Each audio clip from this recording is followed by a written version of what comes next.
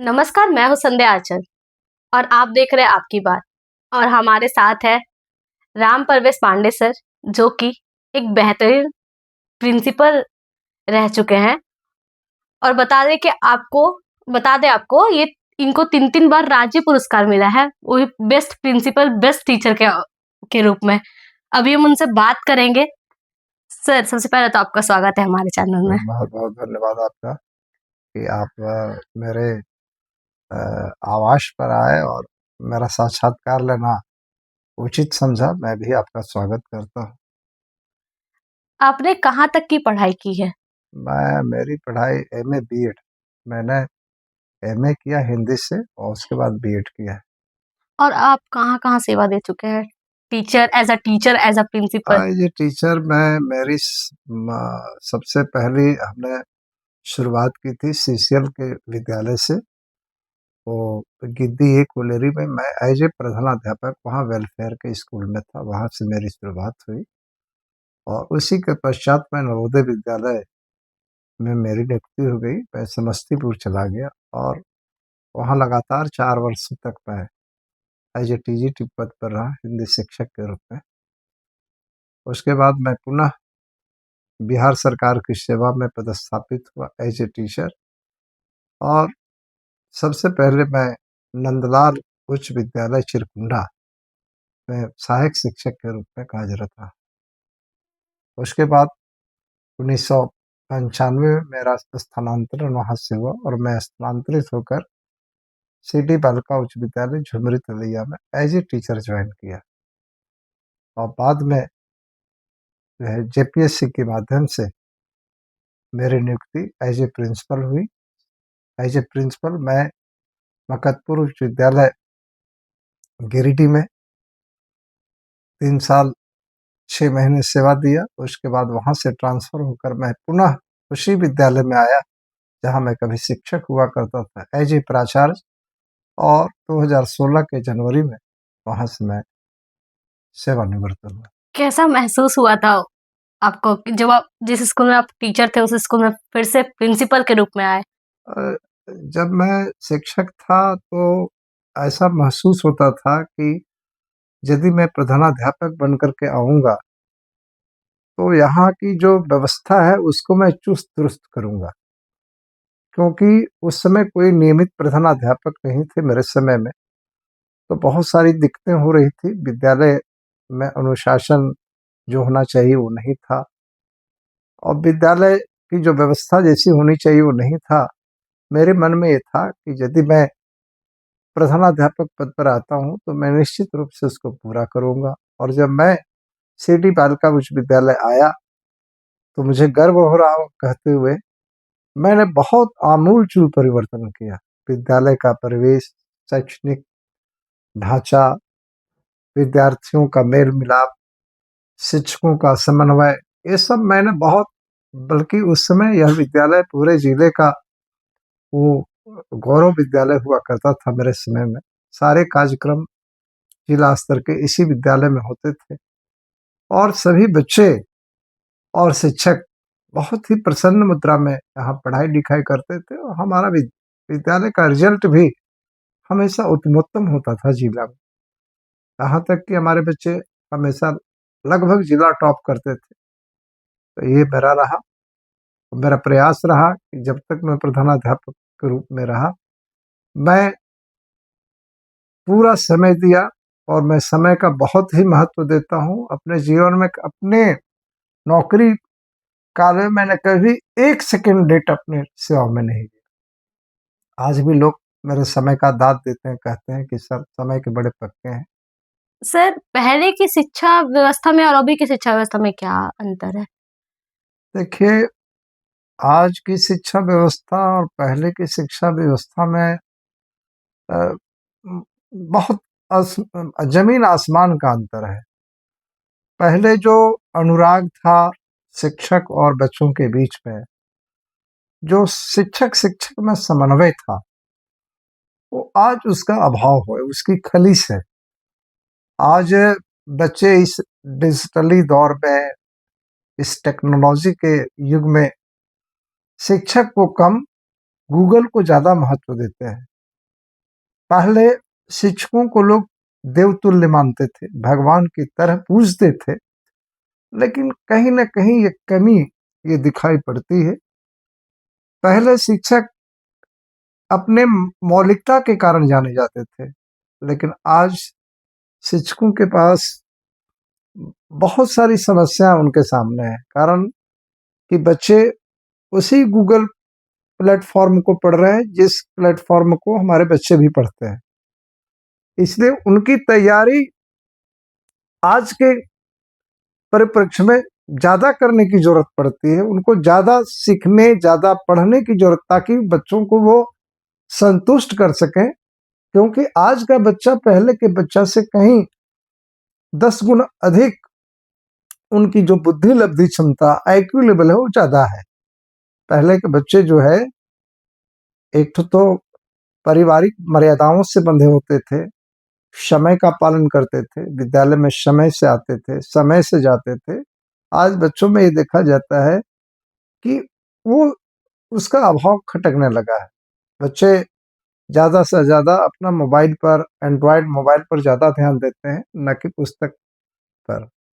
यहाँ तक कि बच्चे पूरी की पूरी किताब भी नहीं खरीदते, जबकि पुस्तक जो है एक महास्त्र है अपने जीवन को आगे ले जाने के लिए।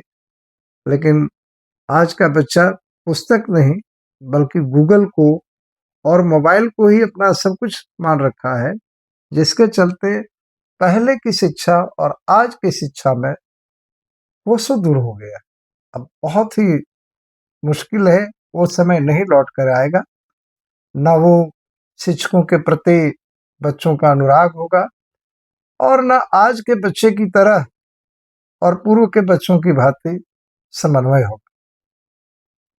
आज के पेरेंट्स बोलते हैं कि मेरे बच्चे को डाँटिएगा मत, जी। मारिएगा मत। हाँ। मारना तो एक समझ में भी आता है, डाँटिएगा ही मत, आप मु ज़ोर से भी नहीं बोल मुझे सकते। याद है कि पहले हम लोग जब नए-नए जॉब में आए थे, तो अभिभावक आके कहते थे कि इसको जितना हो सके सर सुधारने के लिए पीटिए। हम लोग नहीं चाहते, तब भी हमारे सामने ही उस गार्जियन डाँटते थे, पिटाई करवाते थे कि सर मेरे सामने पीटिए।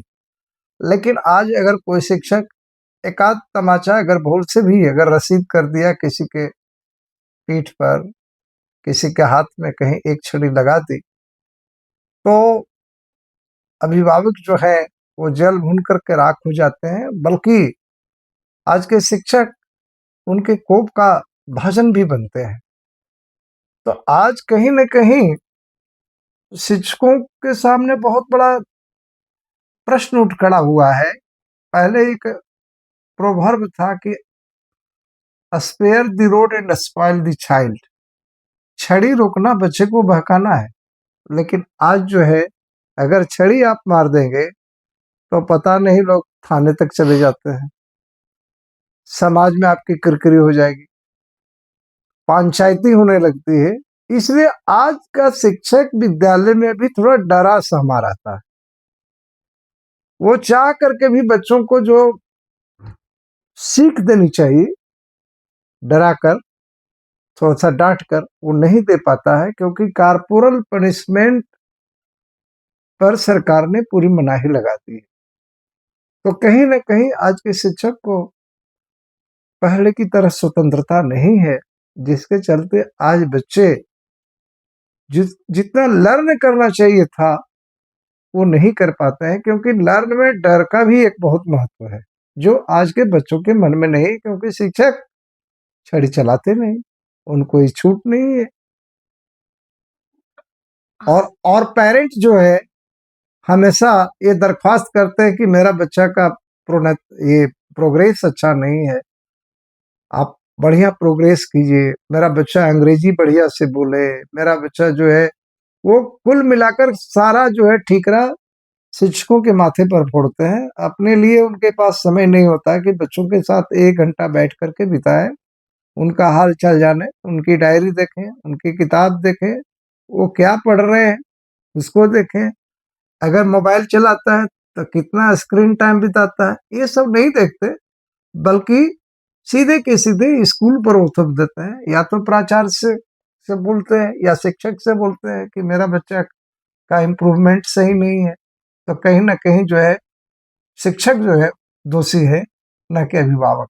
जबकि मेरा मानना है कि जिसके अभिभावक सजग हैं, वो बच्चे ज़्यादा से ज़्यादा वो कारगर और अच्छा प्रगति करते हैं और उनका कहीं न कहीं प्रगति अन्य बच्चों की तुलना में ज़्यादा होता है।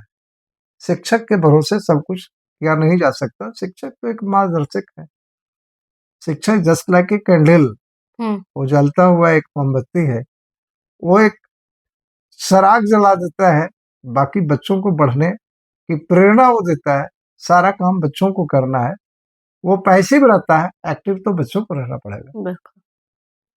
आपको 3-3 बार राज्य जी, पुरस्कार जी, मिला जी, है, जी। बेस्ट प्रिंसिपल, बेस्ट टीचर के रूप में, कब-कब मिला है? मुझे 2000 में मुख्यमंत्री वो श्री बाबूलाल मरांडी जो पहले झारखंड के पहले मुख्यमंत्री थे, उन्होंने वो गांधीनगर आपको रांची में है, गांधीनगर के मयूरी प्रेक्षागृह में हुँ, उन्होंने सम्मानित किया था बेस्ट टीचर के रूप में राज्य पुरस्कार से। फिर 2008 में उस समय हमारे माननीय शिबू सोरेन अ, जी हमारे मुख्यमंत्री थे राज्य के, उन्होंने मुझे मोराबादी में स्टेज पर एज ए बेस्ट शिक्षक के रूप में सम्मानित किया और 2014 में आदरणीय मुख्यमंत्री रघुवर दास जी और उस समय की तत्कालीन शिक्षा मंत्री आदरणीय श्रीमती नीरा जी ने मुझे अ, झारखंड अधिविद्य परिषद रांची के सभागार में राज्य पुरस्कार से सम्मानित किया। मेरा नाम राष्ट्रपति अवार्ड के लिए भी गया था, लेकिन कतिपय कारणों से वो रुक गया, तब तक मैं सेवानिवृत्त हो चुका था। वो मेरी झोली में नहीं आ सका। आज तक मुझे उसका अफ़सोस है। फिर भी बहुत से टीचर हैं जिनका सपना होता है राज्य पुरस्कार पाना हो जी, जी, और सपना आपको होता है, 3-3 बार मिल गया। 3-3 बार मिला। कैसा महसूस हुआ था उस बहुत अच्छा लगा, मुझे लगा कि मैंने कभी इसके लिए सोचा नहीं था कि मुझे इस तरह का पुरस्कार मिलेगा, क्योंकि मैं हमेशा से ये मान के चलता था कि काम ही मेरी पूजा है। मैं शुरुआती मैं जब शिक्षक बना उस समय से ही मैं समय पर स्कूल जाना, अपने पाठ को पूरा करना, बच्चों के बीच अधिक समय क्वालिटी टाइम बिताना और बच्चों को जितना अधिक दे सके, वो कोशिश हमारी रही। चाहे वो सफाई के क्षेत्र में हो, चाहे वो डिबेट के क्षेत्र में हो, चाहे कल्चरल एक्टिविटीज़ के क्षेत्र में हो, सभी क्षेत्रों में कहीं न कहीं मैं अगुवा बनकर के काम विद्यालयों में करा करता था। और जो भी वहाँ के प्राचार्य होते थे, उनका जो भी निर्देश होता था, मैं उन निर्देशों का पालन करता था। और यही कारण था कि जब मैं प्राचार्य बना, तो मैंने अपने ढंग से विद्यालय का संचालन किया और विद्यालय में जो कमियाँ थीं, उन कमियों को मैंने बहुत ही बेहतरीन तरीके से उसको पूरा किया और जिस विद्यालय में रहा एज ए प्राचार्य, मैं उस विद्यालय को उस जिले का गौरवशाली विद्यालय बनाया और आज भी वह विद्यालय किसी भी रूप में परिचय का मोहताज नहीं है। कहीं न कहीं मेरा नाम जुड़ा होता है, जब भी कोई जाते हैं, तो ज़रूर वहाँ के जो भी प्रभारी होते हैं, वो कहते हैं कि हाँ, कभी पांडे सर हुआ करते थे, जिन्होंने इस तरह की परिस्थिति, माहौल और परिवेश का परिवेश बनाया और जिसका आज हम लोग उपभोग कर रहे हैं। अंतिम में हम चाहेंगे कि आप हमारे जो बच्चे हैं, जो दर्शक हैं, उन्हें कुछ कहना चाहते हैं? मैं आज के बच्चों को ये कहना चाहूँगा कि लक्ष्य कोई बड़ा होता नहीं, जीता वही जो डरा नहीं। आप अपने लक्ष्य को बड़ा बनाएँ, जिसके पास लक्ष्य होते हैं, जिसके पास सपने होते हैं, वही अपने सपने को साकार कर सकता है। बिना लक्ष्य के कोई अगर आगे कोई बढ़ रहा है, तो उसका जीवन बिना पतवार की नाव की तरह होगा। इसलिए बच्चों से मेरी अ, यही अपील होगी कि आप कोई ना कोई लक्ष्य जहाँ आप जाना चाहते हैं, अभी से आप लक्ष्य बनाएँ और आप अधिक समय अपने लक्ष्य को प्राप्त करने के लिए दें। क्योंकि अगर आप अधिक से अधिक समय देंगे, फ़ोकस करेंगे जिस ओर जाना है आपको, तो निश्चित रूप से आपको सफलता मिलेगी। कहा गया है कि हिम्मत का है खेल खिलाड़ी और फेंक पासा, निश्चय होगी तेरी पूरी जीवन की आशा। अगर हिम्मत से खेले कोई खिलाड़ी, तो ज़रूर वो जीत दर्ज कर सकता है। इसी तरह कोई विद्यार्थी अगर चाहता है कि अपने जीवन में, अपने उद्देश्यों में, अपने लक्ष्य में वो काबिल हो, महारत हासिल करे, अगर वो स्वप्न देखता है, अगर स्वप्न देख सकता है तो वो पूरा भी कर सकता है। सिर्फ उसके मन में एक साध होनी चाहिए, लगन होनी चाहिए और तभी ये संभव है। हम अभिभावकों से या दर्शकों से अपील करते हैं कि आज समय बदल गया है। आज हम 21वीं सदी के युग में जी रहे हैं। आज तकनीकी और विज्ञापन के युग में जी रहे हैं। जितनी तेजी से ये टेक्नोलॉजी बढ़ रही है, उतनी तेजी से हमारा ये विश्व जो वैश्विक परिस्थितियां हैं वो बदल रही हैं। वैश्विक परिस्थितियों के बदलाव के अनुरूप अपने बच्चों को ढालने का प्रयास करें। बच्चे कम से कम उनमें चरित्र का निर्माण करें, क्योंकि कोई भी देश तभी अच्छा हो सकता है जबकि वहां के नागरिक चरित्रवान हों, वो देश के प्रति समर्पित हों, देश के लिए जीने मरने की उनके मन में तमन्ना हो और स्वप्न वो देखें जो उन्हें सोने न दें। स्वप्न वो नहीं देखें कि वो सो करके रह जाए। हम अपील करते हैं आज के अभिभावकों को कि अपने बच्चों पर जो आप निवेश कर रहे हैं, जो खर्च कर रहे हैं, वो कभी बेकार नहीं जाएगा, लेकिन उनकी जांच, उनकी परख आप यदा-कदा ज़रूर करते रहिए, ताकि बच्चे सही रास्ते पर चलें और आपके समाज के, परिवार की वो शान बने। बहुत-बहुत धन्यवाद सर। धन्यवाद आचार्य जी, आपने मुझे मेरे घर पर आकर आपने इतना मुझे बोलने का अवसर दिया। निश्चित रूप से आप बधाई के पात्र हैं और चूँकि आप मेरे विद्यार्थी रही हैं, मुझे गर्व हो रहा है कि एक विद्यार्थी के रूप में, एक पत्रकार के रूप में आज मेरा आपने साक्षात्कार लिया।